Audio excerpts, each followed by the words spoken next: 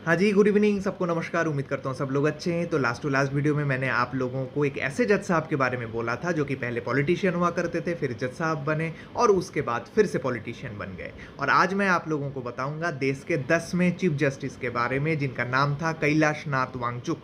उनके कैरियर के एक खास पहलू के बारे में जो कि इतिहास में एक लौता उदाहरण है, वही मैं आप लोगों को बताऊंगा। हालांकि आज के डेट पर इंडियन पॉलिटिक्स में और एक वांगचुक साहब एक अनफॉर्चुनेट वजह के कारण से खबर पर हैं, जो कि लद्दाख से पकड़े गए, फिर अभी राजस्थान के जेल में पड़े हुए हैं अनफॉर्चुनेटली। तो चलिए उस चीज़ को साइड में रख करके कैलाश नाथ वांगचुक जी के बारे में आप लोगों को बताते हैं। पहले उनकी एक फ़ोटो देख लीजिए। तो जैसे कि ये कॉमन सेंस की बात है कि कानून के पेशे के साथ जुड़े रहने के लिए आपको सबसे पहले कानून की डिग्री होनी चाहिए। कानून को लेकर के आप पढ़ाई लिखाई करेंगे, है ना। हो सकते हो बीए एलएलबी, हो सकते हो एमए एलएलबी, हो सकते हो बैरिस्टरी, हो सकते हो बार ऑफ लॉ हो, वगैरह वगैरह बहुत सारे, मुझे इतना भी नहीं पता है। मगर 10वें चीफ जस्टिस साहब कैलाश नाथ वांगचुक जी के पास कोई भी लॉ डिग्री नहीं थी, फिर भी वो कैसे चीफ जस्टिस ऑफ इंडिया बने, उनका क्या सफ़र था, चलिए बताते हैं आपको।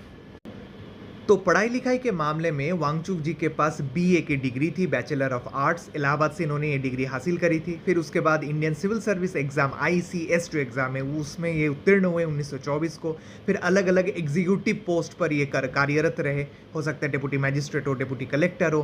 फिर धीरे धीरे वो जुडिशियरी की तरफ आए। उत्तर प्रदेश के अलग अलग हिस्से में जज रहे, राजस्थान में जज रहे, शायद अंग्रेज के ज़माने में ऐसा कुछ हुआ होता होगा, है ना। फिर 1958 को ये सुप्रीम कोर्ट आए और देश के 10वें चीफ जस्टिस बनने से जस्ट पहले 9वें चीफ जस्टिस जो थे देश के, जस्टिस के सुब्बा राव, उन्होंने 1967 को अपना टेन्योर खत्म होने से पहले इस्तीफा दे दिया क्योंकि इनको प्रेसिडेंशियल इलेक्शन के कैंडिडेट के तौर पर लड़ना था। और उनके रिटायरमेंट के बाद जो सुप्रीम कोर्ट के उस समय के सेकंड सीनियर मोस्ट जज साहब थे जस्टिस वांगचुक, इनको प्रेसिडेंट ने देश के चीफ जस्टिस के पद पर बिठा दिया, है ना। और इन्होंने अपना जो कार्यकाल है ये अप्रैल ऑफ 1967 से लेकर के फरवरी 1968 तक कंप्लीट की और चीफ जस्टिस पद से रिटायर भी हुए।